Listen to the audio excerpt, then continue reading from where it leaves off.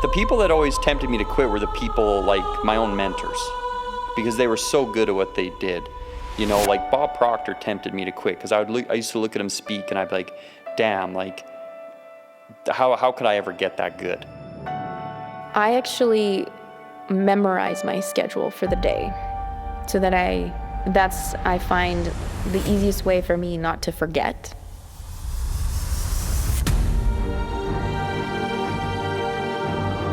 Mastering your craft, understanding what it is that you're doing more deeply so that you can become better at it. And so that was, I'd say, a big focus for me in 2025.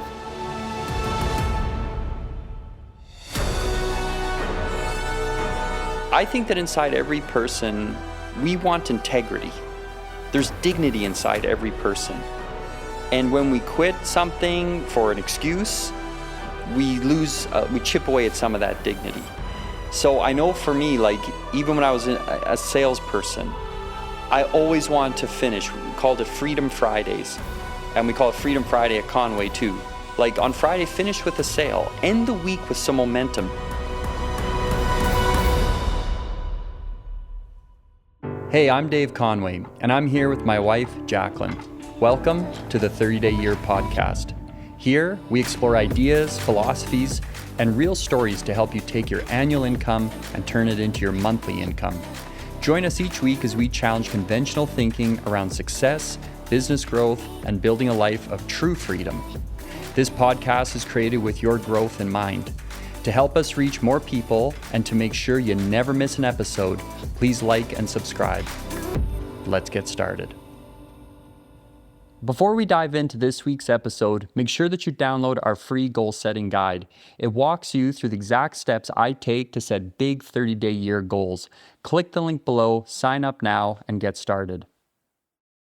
We've landed in the final week of 2025, so Happy New Year-ish? Is it okay to say Happy New Year? Yeah, Happy New Year. Okay, yeah. So I'm dressed to celebrate, and I feel like you are too. We're like here to party. This is going to be fun. Let's go. And I want to talk about, like have a cash conversation just about how 2025 went. How do you think it went? I think it was full of growth. I think it was like a year of setting new foundations, learned a ton, and I really can't wait till the end of 2020, to the end of 2026 to see how far we go in the next 12 months. Mm-hmm. I agree. I think this year was really, really interesting in that it was like revealing of like maybe some blind spots that we didn't even know we were aware of. And that was really great. And I feel so much smarter now. And I feel like I've learned a ton, like you said. And I've spent a lot of time pre-planning. Like my whole last 6 months of 2025 was actually preparing for 2026. And so I can't wait to actually just get started now, because I've been like dreaming and living in 2026 for a while. Yeah, so I'm like ready to get going. Yeah, it's like, at the end of every year, I always like think back about myself the year before. And I always have like a touch of embarrassment. It's like, I didn't know a lot then either. I know. And I'm sure I'm going to say this. Well, I'm not sure. I know I'm going to say the same thing next year and the year after. I always feel like I'm in diapers. Yeah, I know. When do we actually start to feel more grown up? I don't think we ever take off the diapers. Because I fully agree with you. I have the same feeling where I'm like, oh man, how did I not know this sooner? Like, how am I only figuring this out now? I know. Like, this seems like ridiculous. And like your hang-ups. So like this year for me, like I knew I had like little hang-ups against things. Like, for example, making content. Mm-hmm. Huge hang-up. Like, I went to counseling for that this year. Yeah. I applaud that. That's good. That's honest. Yeah, I was like, it was very interesting. It was just, the whole year was just incredible, full of growth, awesome people, amazing client results. Yeah. And just like the end of every year, it's always kind of the same for me. I want to finish it strong, and I can't wait to get into the next 12 months. Yeah. One big thing I did invest in a lot this year was like professional development, like just expanding my, like, if we're talking like our coaching system, like the Conway coaching system, which we can like link to that episode somewhere on this episode. So I'd encourage people to watch it. It's really great. Somewhere here. Somewhere here. Yeah, it's like floating out there somewhere. But anyways, the fifth step of our coaching system is mastery, which is like really mastering your craft, understanding what it is that you're doing more deeply so that you can become better at it. And so that was, I'd say, a big focus for me in 2025 is just like understanding like what my role is, how I need to expand in my own awareness in that role, and then just like understanding like business better, like the mechanical sides of business. And it's fun. Like business is fun. Sometimes I do feel like I'm just playing a game though. Like we're playing like Mario Party, but like with real money instead of like pretend money. Do you know what I mean? Or Monopoly maybe is a better example. No, you're 100% just playing a game. You're just playing a game. Yeah, it's just a game. It's just a game. And it's, it's fun. So what do you think your biggest win was this year? If you can identify one. Probably the power of content. Mm-hmm. I would say that my biggest win for this year of 2025 was the power of content. Just creating it. Yep. Learning more about it. Yep. Like it came to me when I've done a lot of talks. Yeah. So I speak for a living. And I was doing a talk one day and it was to a room of about 70 people.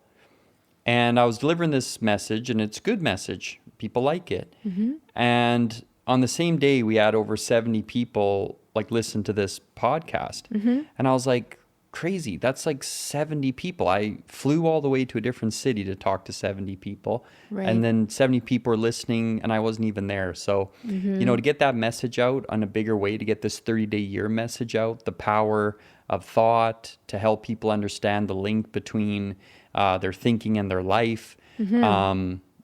It's just unbelievable. So for me this year, without doubt, just the power of content in the modern world. Yeah, for sure. That's a huge thing. I would say my biggest win was actually just forming consistency around content, becoming like regularly posting and all that stuff, just like all the time. Like It's been a dream of mine to have like long form content out every single week. This is the first year that we've done it. So I feel really proud of that.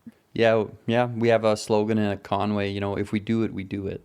Yeah. And we do it regardless. We finish everything strong. We've always been like that. You and I and everybody in the company, it's a part of our culture. Mm-hmm. We don't stop till the 11th hour. Mm-hmm. So if we have an event and it starts on a Monday at 9 a.m., we're allowed to shift our mind at 8:59 and 59 seconds, 1 second before that event starts. You got to keep faith, has to be nurtured all the time. And I've found that most people quit well before they actually ever quit. Mentally, emotionally, they've checked out far before doubt got rid of them, long before the deadline date. Right. So what do you think was the biggest challenge you overcame this year? Probably that content thing. Okay. Yeah. Yeah, for sure. Yeah. Yeah. Like I'm not, I had to go to counseling for that. I actually did. It's good. Yeah, I had to block. Well, I don't want to slow anything or anyone down, so yep. I'll deal with it. Yep. Yeah.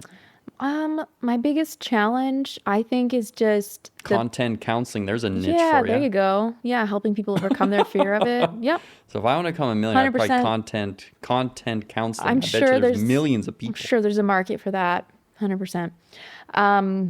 My biggest challenge, I think, is just that constant balance between focusing on the now and what needs to be done today and planning ahead. That's your biggest win? Challenge. Oh, that you overcame? Like balancing just like everyday momentum and focus with like planning 2026 or planning ahead of time. Like it's incredible. I feel like in a single day, I can be thinking like 6 months from now, and then I can be thinking like 6 weeks from now, and then I can be thinking 6 hours from now. And so always kind of working through that pacing and becoming better at it. And I think it's interesting. It does actually tie back to content as well, because you have to be always thinking ahead, but in the moment at the same time. So I think good. I would agree. Like this year, I think I bridged that even better than ever too. Yep. And writing out, I actually handwrite my schedule. So every night I handwrite my schedule for tomorrow. Yep. And I carry around this card. And the card, like at the end of the day, is always crumpled up into like little bits because I'm just like playing with That's the card hilarious. or whatever. Yeah. But the last thing I do on every card is say write out another card, and I handwrite my entire schedule right That's down to good. the point that I wake, and yeah, it's unbelievable. I actually memorize my schedule for the day so that I find the easiest way for me not to forget. And then if I haven't fully like taken the time to do that, then I'll miss something, or I'll be like, Yeah. oh, crap, I missed that thing I was supposed to do. And it's actually a habit that I realized I had picked up as a dance teacher. I used to memorize the schedule of when my dances would be performing, the day and time. And now I do that with our kids. So when they're performing, I memorize the day and time, because otherwise, if it's not like in my head, I'll forget. So I do that with my schedule now too. Yeah, Helps. big time.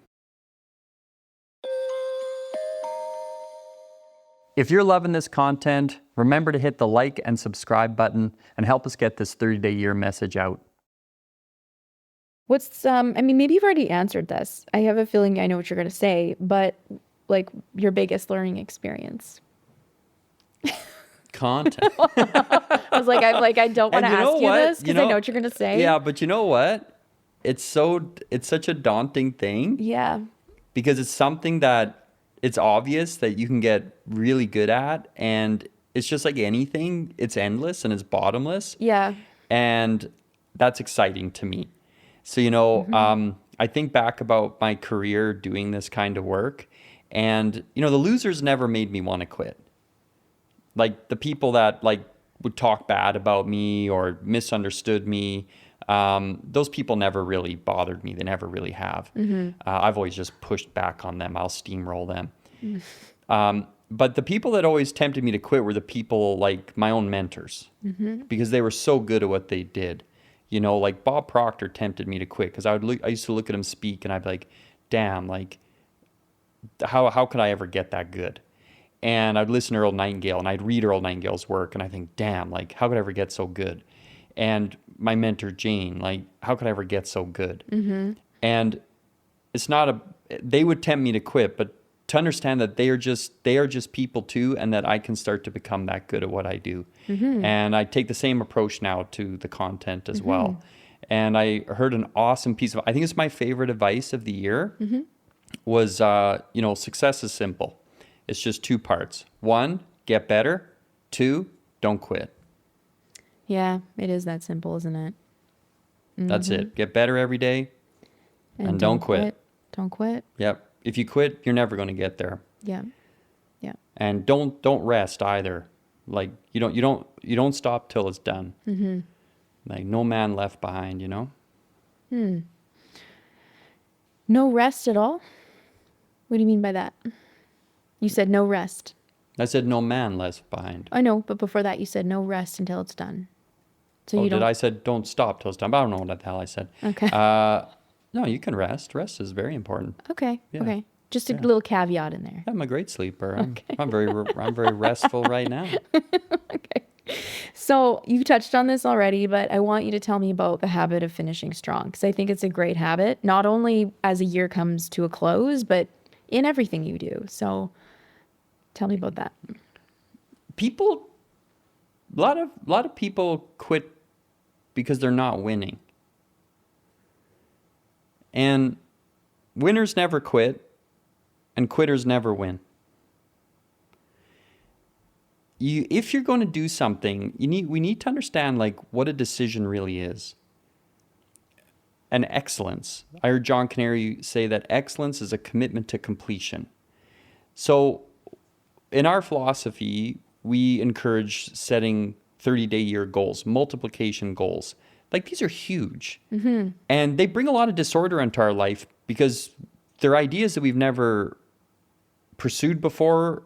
We don't have the ability for yet. We might lack the money, all these things. Yep. I've seen so many people quit for the smallest little thing. I've seen people's attitudes just get thrown out the window for the smallest little thing. Any excuse to quit. Yeah. And at Conway, I think what separates us in a huge way is that we have a team full of people that do not quit until you cross the line. Like, you do not quit until that date or that moment has arrived. And for some of us, it's like my first ever 30-year goal, I set it out for 12 months. First 12 months, I didn't earn $100,000 in a month. So what did I do? Did I quit? No, I renewed it. And then I set it again for another 12 months. And then another 12 months passed. And I still didn't have it. Now, I saw growth as I was going. Yeah. And so when I renewed it, it was 7 months into that. So 31 months in, I experienced my first ever $100,000 a month. And that has served me, myself, very well in my life. And I also like to spend time with people that are like that finish the job. Yeah. But not just finish the job that they're capable of, finish the job that stretches them. Right. So it's almost like win, lose, or draw, you finish. And you finish with the most like gusto, passion, enthusiasm you have in that current state. Like, you and I have been tempted so many times, if an event isn't going well or selling well or whatever, we've been tempted so many times to just say, oh, you know what? Like, forget about it. Like, cancel it. Whatever. Cancel it, And every time that thought creeps in, and it's not a judgment on you or on me in those moments, that's why it's important to have someone else that lives that way. Yeah. It's like, no, if we do it, we do it. Yeah. If we sold it, we do it. I remember early in my first year doing this work, I started a group, a Lead the Field group, and I wanted 20 people in that group, and I got one. And at that time it was like $5,000. And I coached this guy for like 6 months for $5,000. I still did it. Yep. And I know a lot of people that would cancel. Yeah. That's cool. I've forgotten that story. It's a good story. Yeah, I never quit. Yep. It's important. It's important. Finishing strong is so important. So I know we're kind of like right at the end. So how in these last few days of the year, what do you think is the best usage of time to kind of finish the year strong? What would you recommend? So here's a few pointers around mindset that I think will help a lot of people achieve their goals. Maybe not when they want to, but they will achieve their goals. So when you finish strong, you build momentum. I think that inside every person, we want integrity. There's dignity inside every person. And when we quit something for an excuse, we chip away at some of that dignity. So I know for me, like, even when I was a salesperson, I always wanted to finish. We called it Freedom Fridays. And we call it Freedom Friday at Conway too. Like, on Friday, finish with a sale. End the week with some momentum. Don't go into the weekend without a win, because now on Monday, you're starting up again. Like, finish strong. Earn your weekend. Yeah. Earn that time off. I remember there was a lady that was in the mentorship, and she was a saleswoman. And if you're a salesperson that doesn't make sales, you're unemployed. Same as an entrepreneur. If you're an entrepreneur that doesn't have any clients, like, you're an unemployed person. And I remember this lady, like, hadn't made a sale in like a week. And then she told me that. And then the next week, she hadn't made a sale again. And then I asked her, I was like, what are you doing this weekend? And then she told me, like, oh, she's going to like the beach or something. And I said, what? I said, you didn't earn that weekend. I said, you're going like 2 weeks straight without a sale. Yeah. I was like, no. I said, go make a sale. Do you know how she responded to that? She quit the mentorship. She quit. Wasn't a fit for her. Yeah. Didn't like it. That's right. Didn't like being asked. And some people no, I don't think anyone actually likes being more pulled out of you in those moments when you're weakest. Yeah. But being around those kinds of people, man, you get a hell of a lot stronger. Yeah. It isn't pleasant. But sometimes those things do need to be said, and you need to hear that. And if you're not willing to do what it takes to get that momentum going, then you'd have to maybe ask yourself, is this actually what I'm meant to be doing? Yeah. That's like when those hard questions might come through. Yeah. Or did you just have a quitter's mindset? Yeah. Yeah. It gets easier and easier as you do it. Yeah. as you quit. And the Yeah. same with stick-to-it-ness gets easier and easier too. These are both habits. Right. So as you finish to use your time to finish the week, I don't know how you want to finish your year, but I know that if you look at your life as like a weekly or a daily, whatever it is, I'd even recommend daily, but if you look at it weekly, finish the week strong. Yep. Earn your weekend because you're going to go into Monday more refreshed. When you finish week, you go into everything flat.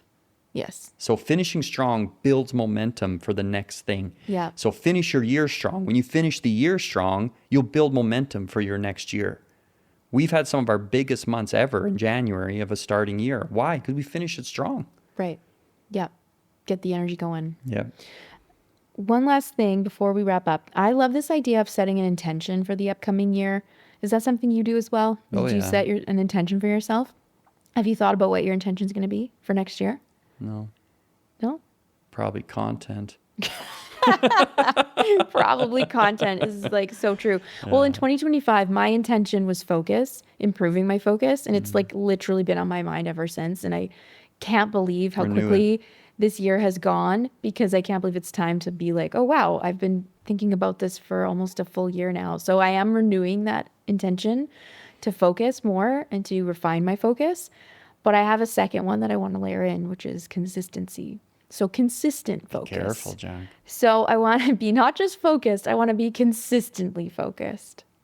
That's my theme. And it's these little things, like even me writing out my schedule every day, that consistency starts to go into everything. Mm-hmm. That's the thing, like one little change you can make starts to knock on and weave its little energy into many things that you do. Yeah, for sure. Absolutely. I totally believe it. I love those too. I'll tell you when I have mine. I haven't thought about Get on it. End of the year content. is imminent, Dave. Yeah, probably it's going to be content. Okay. Well, Happy New Year. Happy New Year, Jacq. If this podcast is opening your eyes to powerful new ideas, helping you think bigger, and opening your level of awareness, be sure to hit subscribe right now and leave us a 5-star review. That will help us reach more ambitious people just like you, ready to grow. Produced at Sound Lounge by T-Bone.